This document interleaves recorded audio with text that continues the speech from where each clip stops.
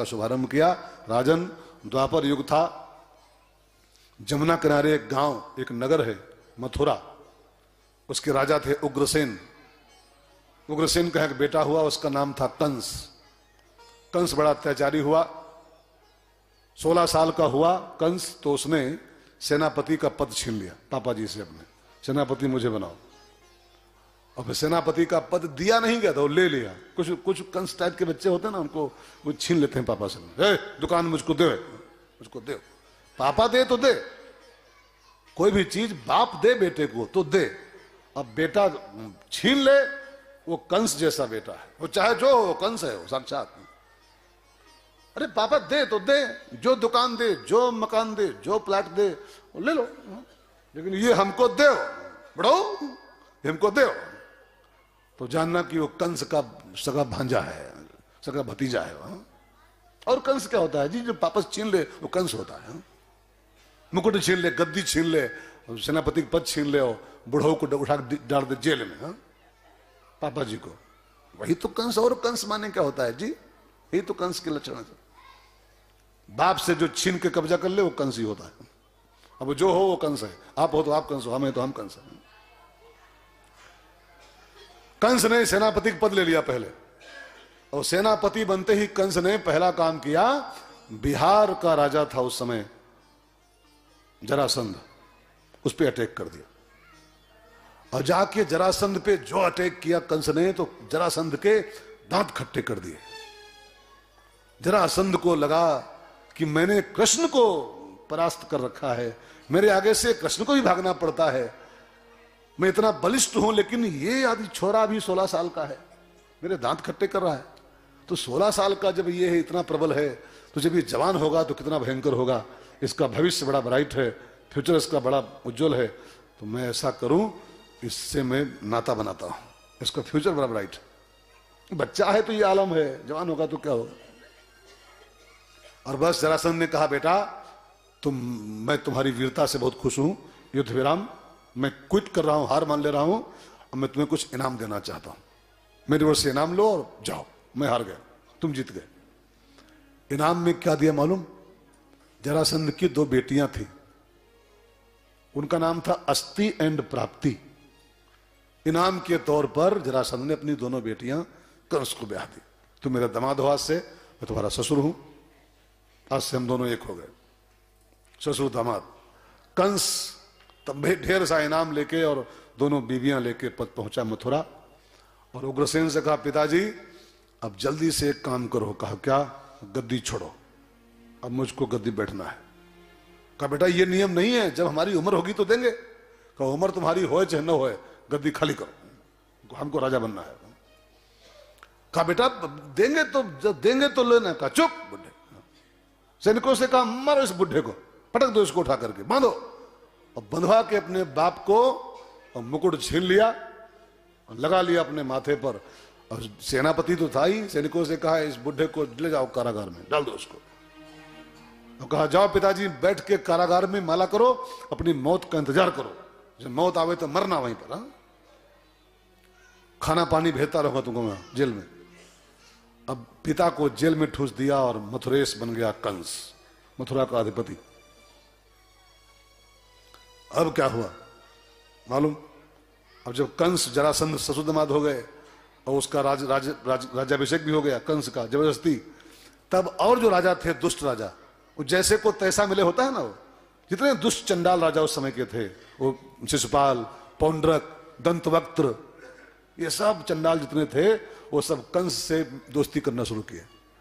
अब कंस की वो चंडाल चौकड़ी बढ़ती ही गई, बढ़ती गई, बढ़ती गई। सारे चंडाल एक जगह इकट्ठा हो गए दुनिया भर के। अब सब चंडाल मिलके धरती को जीना हराम कर दिया, यज्ञ हवन पूजा पाठ हेन तेन सब बंद करवा दिया, साधु महात्माओं का जीना हराम कर दिया। और भगवान के अवतार का यही कारण है, आपको पता है, जब जब होए, जब जब होए धर्म के हानि, जब जब होए धर्म के हानि, बढ़हि असुर अधम अभिमानी बाढ़हि असुर अधम अभिमानी तब तब धरि प्रभु विविध शरीरा तब धरि प्रभु विविध शरीरा हरहि कृपा निधि सज्जन पीरा हरहि कृपा निधि सज्जन पीरा। यज्ञ हवन पूजा पाठ सब बंद हो गए कंस के भय से, जरासंध के भय से। साधु महात्मा सब त्रस्त हो गए, त्राह त्राह कर उठे। धरती मैया व्याकुल हो गई, गाय का रूप बनाई, ब्रह्मा जी की शरण में आई। ब्रह्मा ने कहा देवी हमारे बस का कुछ नहीं है, मैं बूढ़ा आदमी हूं, देख रहे हो दाढ़ी पक गई है, अब मेरे बस का कुछ है। अब एक ही उपाय है, आओ हम सब उसकी शरण में चलें जो पूरे जगत का नियंता है, जगत का रक्षक है। श्री हरि को पुकारें, भगवान नारायण की शरण में चलें, उनको पुकारें, वही संसार में अवतार लेंगे, तभी इन पापियों का उद्धार होगा। तो भगवान की शरण में चलें। ब्रह्मा जी सबको इकट्ठा किए और भगवान के घर पर गए। भगवान का घर जानते हो कहाँ है? क्षीर सागर में रहते हैं, क्षीर सागर। प्रत्येक पुराण कहता है भगवान रहते हैं क्षीर सागर में, ठीक है ना। क्षीर माने क्या होता है? क्षीर माने भगवान जहां सोते हैं वो क्षीर सागर है जी, वो पानी का सागर नहीं है, वो क्षीर सागर है। अब कोई कहे कि नहीं ये गप है, क्षीर सागर है ही नहीं कहीं पर, गूगल में सर्च करें तो मिलते नहीं। गूगल की औकात है उसको ढूंढ पाने की, गूगल के बाप ने उसको ढूंढ पाएंगे। कई लोग कहते हैं वो क्षीर सागर लिखा है, गूगल में तो नहीं आता है, गूगल उसको ढूंढ पाएगा। कुछ बातें हैं जो अभी भी विज्ञान से परे हैं। अभी भी भगवान दूध के सागर में सोते हैं, इसमें कोई डाउट मत करिएगा। भगवान के पास दूध का समुद्र है। अच्छा सोचो, अगर ना होता दूध का सागर ठाकुर जी के पास, तो संसार की करोड़ों अरबों माताओं के पास जो दूध की सप्लाई होती है उनके बच्चों के लिए, वो कहां से आता है? कहां से? एक दो माताएं नहीं है जी, और खाली मनुष्य माताएं नहीं, कुतिया भी मां है अपने पिल्लों की, वहां भी दूध भरा हुआ है। भैंसिया, गैया, बकरी, भेड़ी, और सबके यहां वो सप्लाई चल रही है उनके बच्चों के लिए। कहां से आ रहा है वो? कहां से आ रहा है? कोई मम्मी न माने कि मैं वो काजू खाती हूं तो होता है, हाँ? काजू दूध कहीं होता है? ये मजाक नहीं कर रहा हूं मैं, बिल्कुल तो गंभीर तो लो। बच्चा पेट में आता है ना, और 8 महीने जब होता है, 8 महीने का, उसके जन्म में 1 महीना बाकी होता है। अभी जन्म के 1 महीना पहले ही मां के स्तनों में भगवान सप्लाई चालू कर देते हैं अपने। 1 महीना पहले खुराक दे देते ठाकुर जी, 1 महीना पहले। बच्चा पैदा होगा 1 महीने बाद, और खुराक पहले भगवान दे देते हैं। और सुनिए, बच्चा जो 2.5-3 साल का होता है, रोटी खाने जैसा, है ना, मम्मी वही, काजू किशमिश वही, मम्मी वही की वही, और काजू वही का वही, दाल भात वही का वही, ठीक है ना।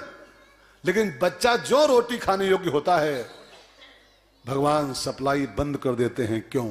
क्यों? वो दूध कहां चला गया सब? अगर मम्मी की करामात थी तो बच्चा 2.5-3 साल का हो तब भी दूध चलता रहे वैसा, कहां चला जाता है?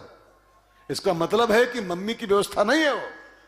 वो क्षीर सागर वाला अपने उस बच्चे के लिए वो सप्लाई चालू कर देता है, और जो देखता है कि अब दाल भात खाने जैसा हो गया है, सप्लाई टोटी बंद कर देता है अपने। मम्मी वही की वही, दूध खत्म। और 1-2 मम्मी नहीं, अरबों मम्मी, अरबों, सबके यहां सप्लाई चल रही है। दूध का समुद्र न होता, इतना दूध भगवान कहां से लाते? कहां से लाते?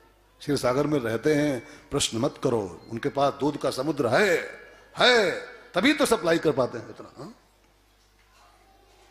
तो सब लोगों को लेके ब्रह्मा आए क्षीर सागर में, और वहां खड़े होके ब्रह्मा जी ने भगवान को पुकारना शुरू किया है।